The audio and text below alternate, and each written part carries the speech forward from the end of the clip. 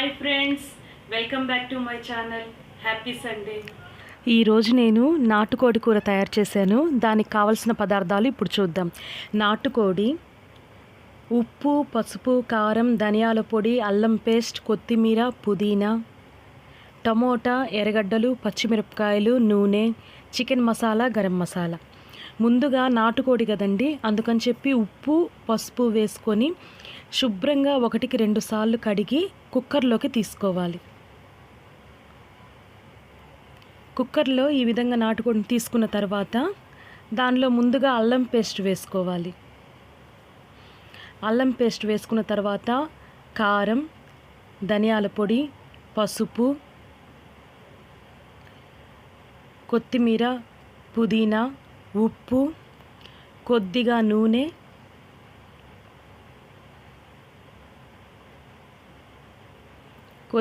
వేసుకోవాలి. వేసుకొని బాగా కలుపుకోవాలి. ఈ విధంగా కలుపుకున్న తర్వాత తగినన్ని నీళ్లు పోసుకొని మనం కుక్కర్లో పెట్టేసుకోవాలి. నీళ్ళైతే కొద్దిగానే పోసుకోవాలండి.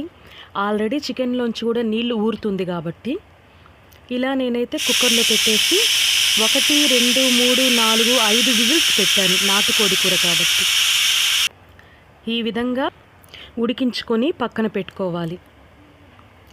తరువాత ఒక పాత్ర పెట్టుకొని వేడైన తర్వాత కొద్దిగా నూనె వేసుకోవాలి.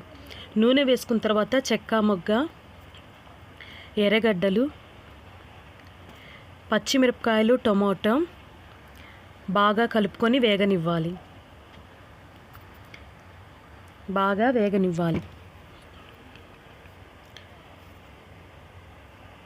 చూడండి, బాగా ఇట్లా కొంచెం బాగా మగ్గిన తర్వాత ఇందులో కొద్దిగా ఉప్పు, పసుపు, కారం, ధనియాల పొడి వేసుకొని బాగా కలుపుకొని ఇంకొంచెం సేపు వేగనివ్వాలి. ఈ విధంగా బాగా అన్నీ కలిసి ఉడికేలాగా ఇలా ఉంచుకొని వేగిన తర్వాత దీన్ని పక్కన తీసి పెట్టుకొని చల్లారనివ్వాలి. ఈ వేగిన మిశ్రమాన్ని చల్లారిన తర్వాత మిక్సీ జార్లోకి తీసుకొని గ్రైండ్ చేసుకోవాలి. ఈ విధంగా పేస్ట్ లాగా చేసుకోవాలి. ఇప్పుడు మరొక పాత్ర ఉంచుకొని అది బాగా కాగిన తర్వాత కొద్దిగా ఆయిల్ వేసుకొని ఈ విధంగా ఆయిల్ వేసుకోవాలి. ఆయిల్ హీట్ అయిన తర్వాత అల్లం వెల్లుల్లి పేస్ట్ వేసుకోవాలి. వేసుకొని బాగా కలుపుకుంటూ వేగించుకోవాలి.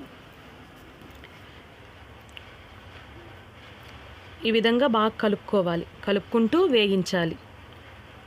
ఇలా బాగా వేగిన తర్వాత మనం ఆల్రెడీ గ్రైండ్ చేసుకున్న పేస్ట్ని ఈ అల్లం వెల్లుల్లి పేస్ట్లో కలిపేసి ఇలా బాగా కలుపుకొని గంటితో కలుపుతూ ఉండాలి. ఇది కొంచెం బాగా వేగిన తర్వాత పైకి బబుల్స్ వచ్చి ఇలా ఉండగా మనం ఆల్రెడీ ఉడికించుకున్న చికెన్ని తీసుకొని ఈ మిశ్రమంలో ఈ విధంగా కలుపుకోవాలి. ఈ విధంగా కలుపుకొని ఇప్పుడు మనము హైలో కాకుండా సిమ్లోనే మనం ఎక్కువ శాతం ఉడికించాలి. ఎందుకంటే ఆల్రెడీ చికెన్ ఉడికిపోయింది, ఆల్రెడీ మసాలా కూడా ఉడికిందే కాబట్టి సిమ్లో బాగా దగ్గరగా వచ్చేంత వరకు, చిక్కబడేంత వరకు మనం బాగా ఉడికించుకోవాలి.